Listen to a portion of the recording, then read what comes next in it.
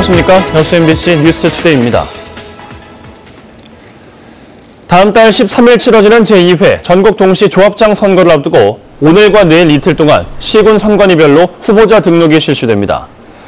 전라남도 선거관리위원회는 순천농협조합장 보궐선거를 포함해 185개 농협과 수협, 산림조합에서 조합장 선거가 치러진다며 오늘과 내일 후보자 등록을 받은 다음 오늘 28일부터 공식 선거운동이 시작되고 선거인 명부는 열람기간과 이의신청을 거쳐 다음 달 3일 확정된다고 밝혔습니다.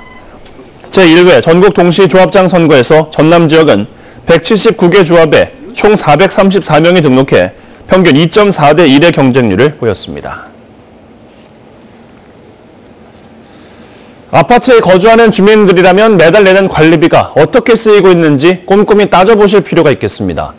순천의 한 아파트에서는 엘리베이터를 교체한다며 주민들에게 거둔 돈을 놓고 말썽이 많습니다. 그 사연을 조희원 기자가 취재했습니다.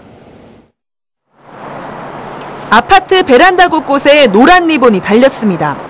순천의 한 아파트 입주민들이 입주자 대표들의 깜깜이 회의를 규탄하며 단체 행동에 나선 겁니다. 입주민들이 뽑은 대표들이 지난해 말 엘리베이터 교체 공사를 추진했는데 수십억 원대 공사를 강행하면서도 입주민들에게는 정보를 공개하지 않고 일방적으로 사업을 진행하고 있다는 겁니다. 또 다른 데는 아파트는 또 뭐 3억짜리도 있고 4억짜리도 있고 그러는데 왜 우리는 같은 730세대에서 13억을 매겨놨냐. 다른 것보다 배가 많으니까 다 관리소장이나 입주자 대표에 다 의심을 하는 거죠. 주민들은 지난해 말 관리소장을 채용하는 과정도 석연치 않았다고 주장합니다. 지금 이쪽에 연고가 전혀 없는 분이더라고요. 그 심사 결과표라든지 이런 게 전혀 없어요. 특히 730세대 우리 아파트의 관리소장으로서는 경력이 3개월밖에 안 되는 분이 관리소장이 되었기 때문에. 문제는 이뿐만이 아닙니다.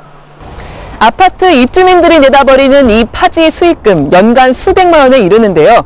이 수익금마저도 올해부터는 관리소가 아닌 분여회에서 가져가기로 대표회의에서 결정했다는 사실이 밝혀지자 논란은 걷잡을 수 없이 번지고 있습니다.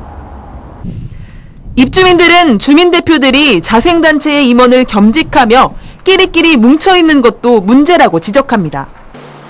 실제로 이 아파트의 동대표들은 분여회장이나 총무를, 노인회장은 선거관리위원장을 겸임하는가 하면 다수의 선거관리위원이 분여회 임원을 맡고 있습니다.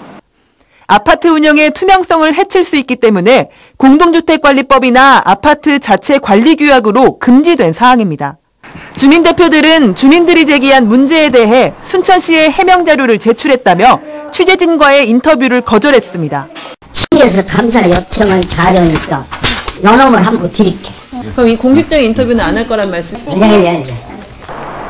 순천시는 입주민들이 제기한 의혹과 관련해 외부 전문가를 위촉해 조만간 감사를 진행할 예정이라고 밝혔습니다.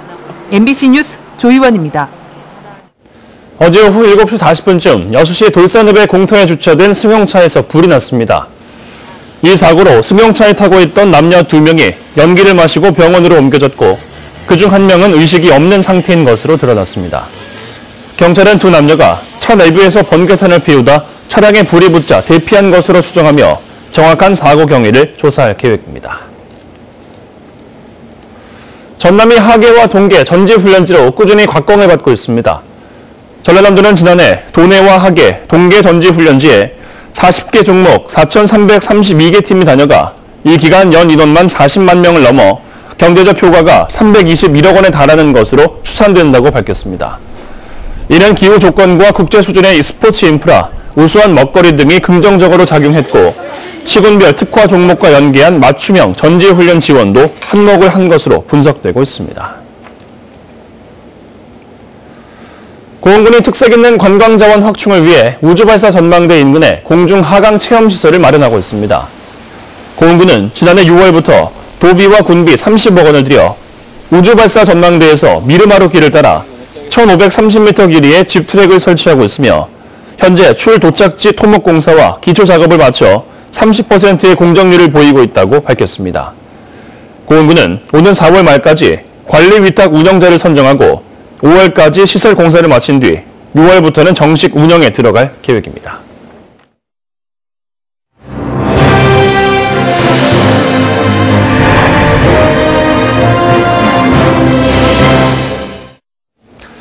네, 3.1운동 100주년을 맞아 저희 여수 MBC는 항일 독립운동 기획보도를 마련했습니다.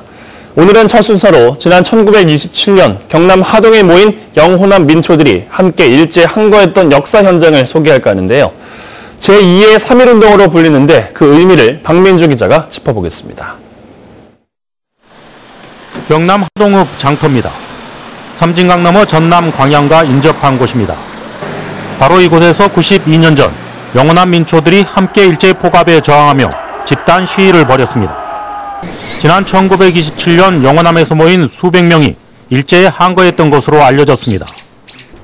지역에서는 이곳 하동의 독립운동을 제2의 3.1운동이라고 부르고 있습니다. 독립투쟁에는 영호남이 모두 하나였던 겁니다. 이곳 하동 읍내 장터에서 일제를 규탄하는 대규모 시위가 있었습니다. 경상도 사람 한 700명, 호남 인사 한 300명. 경남 독립운동연구소는 올 초 제2의 3.1운동을 주도했던 영호남 독립운동가 17명의 재판 기록을 찾아냈습니다. 김무일, 최영근 선생 등 광양 출신 5명도 포함됐습니다. 경남 독립운동연구소는 관련 기록을 토대로 국가보훈처에 서운을 신청했습니다. 영호남 같이 공동 자료 발굴을 이번 기회를 통해서 해서 독립유공자로 인정받도록 해야 하는 그런 숙제가 아직 남아 있습니다.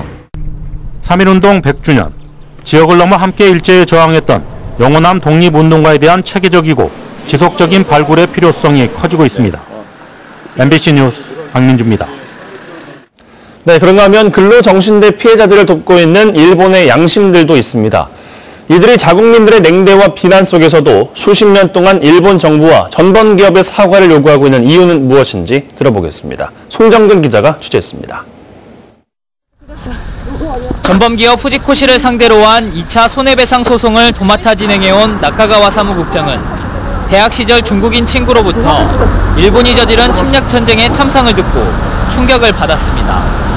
여기에다 1923년 발생한 관동 대지진 때 자신의 할아버지가 재향군인을 조직해 일본인을 탄압했다는 사실을 알게 되면서 일본의 아시아전쟁 책임 문제를 확실히 해결해야 한다고 다짐했습니다. 그러던 중 근로정신대 피해 할머니들이 후지코시 공장 안에서 연자동성을 벌이는 모습을 본 뒤 할머니들을 돕는 일에 뛰어들었습니다. 被害者のおばあさんたちがチマチョゴリを着て抗議して座り込んでるのをテレビのニュースで見て、で裁判が始まって傍聴に行き始めたのが一番最初ですね。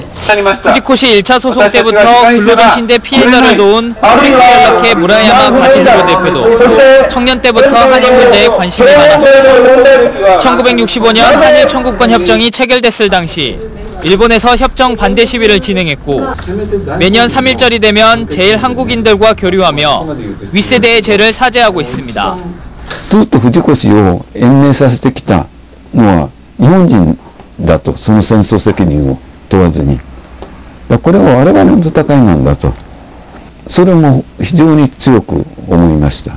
3.1운동 100주년을 맞은 올해 양심 세력들은 반성과 화해를 거부하는 일본 정부가 사죄하고 침략 역사를 바로잡을 좋은 기회라고 말합니다. この時期にちゃんと日本がもう一回本当にちゃんとこのアジアに向かって謝罪してアジアの人たちと一緒にこの世界の中で生きていくっていうふうに日本が決断できなければ。 MBC 뉴스 송정근입니다. 전남 스마트팜 혁신밸리 조성 사업과 관련해 전남도와 고흥군 등 관련 기관들이 어제 도청에서 업무 협약을 체결했습니다. 전남도와 고흥군, 전남대와 순천대, 테크노파크와 창조경제혁신센터 등 11개 기관은 어제 스마트팜 혁신밸리 업무 협약을 맺고 정부의 스마트팜 혁신밸리 선정과 향후 추진 과정에 적극 협력하기로 했습니다. 스마트팜 혁신밸리는 다음 달 28일 전국에서 2곳이 2차 사업 대상지로 선정돼 발표될 예정이며 오는 2022년까지 도덕면 일원에 710억 원이 투입돼 유리온실과 실증단지, 청년 보육단지 등이 들어서게 됩니다. 고령화로 일손이 달린 농어촌 지역에는 외국인 노동자들이 없으면 작업을 하지 못한다는 말까지 나오고 있습니다. 하지만 단기 여행 비자를 통해 입국하거나 불법 체류 상태인 외국인 노동자들이 적지 않습니다. 김양훈 기자가 취재했습니다. 지난 23일 술을 마시고 운전하던 태국인이 길 가던 중국인 5명을 치었습니다. 운전자는 불법 체류 신분으로 일용직 노동자였습니다. 사고가 난 인근의 섬마을. 대파 출하 작업이 한창인데 일하고 있는 사람 대부분이 외국인입니다. 섬마을 고령화로 특히 수확기에는 거의 모든 농산일을 외국인들이 대신하고 있습니다. 전부 다 고령화, 노령화가 돼가지고 외국인 근로자들 아니면 농사 못 짓습니다. 오천도 사정은 비슷합니다. 고된 뱃일 특성상 한국인 선원 구하기가 갈수록 어려워져 불법 체류자들에게 의지할 수밖에 없습니다. 지난해 말 기준 불법 체류자 수는 전국적으로 35만 명, 1년 전보다 10만 명 이상 늘었습니다. 관광 목적으로 단기 입국했다 잠적하거나 취업비자로 들어와 일하다 기한이 끝났는데도 돌아가지 않는 경우도 많습니다. 저희가 단속은 매일 하는데요. 이게 저희 관할 없지 않습니까? 전체적으로 처음도 많고. 전남 지역 외국인 숫자는 해마다 들어 3,100명을 넘어섰습니다. 불법 체류자 등을 감안하면 실제 체류 중인 외국인 숫자는 훨씬 더 많을 것으로 보입니다. 지난해 강도와 성폭력 등 외국인들의 5대 강력 사건 발생 건수는 전남에서만 196건, 매년 200여 건의 외국인 범죄가 발생하고 있습니다. MBC 뉴스 김양훈입니다. 전남도와 도교육청이 올해 고등학교 1학년 신입생 모두에게 교과서 구입비 전액을 지원하기로 했습니다. 이번 교과서 구입비 지원은 민선 7기 전남도지사의 공약사항으로 정부의 고등학교 무상교육 실시 전까지 도지사와 교육감이 합의해 지원하게 된 것이며 지원 대상은 도내 142개 모든 고등학교의 1학년 신입생 17,000여 명으로 1인당 지원액은 10만 원가량입니다. 전남도는 앞으로 다자녀 가정의 중학생 체험 학습비 지원 확대 등 더 좋은 교육 환경을 만들기 위한 다양한 교육 지원 사업을 발굴할 계획입니다. 순천대 약학 생명산업과학대학 학생들이 올해 국가시험에 전원 합격했습니다. 순천대학교에 따르면 순천대학교 약학과 졸업 예정 학생 35명이 올해 제70회 약사 국가시험에서 전원 합격했습니다. 순천대는 간호학과 졸업 예정 학생 61명과 식품영양학과 졸업 예정 학생 34명도 올해 각각 치러진 간호사 국가시험과 영양사 면허시험에서 전원 합격하는 성과를 거뒀다고 밝혔습니다. 광양시가 2019년 시민과의 대화에서 290여 건에 이르는 건의를 접수했습니다. 다행히도 오늘은 이렇지 않습니다. 밤사이에 먼지가 걷히면서 현재 서울의 가시거리는 17km 안팎까지 트여져 있고요. 대체로 맑은 하늘이 드러나 있는데요. 일주일 만에 서울의 공기질 보통 단계로 회복을 했습니다. 그럼 다른 지역 공기질은 어떨까요? 이처럼 지금 지도에 하얀색으로 표시된 해안가를 따라서는 공기가 깨끗한데요. 하지만 내륙 깊은 곳으로는 먼지가 머물고 있습니다. 초미세먼지 주의보가 발령 중인 전북 장수는 108, 충북 단양은 73마이크로그램까지 올라 있는데요. 오늘 이들 지역은 온종일 공기가 탁할 것으로 우려가 됩니다. 현재 기온은 서울이 영하 1.5도, 대구는 1.2도, 부산 6.7도로 어제보다 살짝 낮은데요. 낮 기온은 금세 올라오나 하겠습니다. 서울이 10도, 대구 14도까지 오르겠습니다. 오늘 내일 밤 제주도와 남해안을 시작으로 모레는 충청도까지 비가 조금 오겠습니다. 날씨였습니다.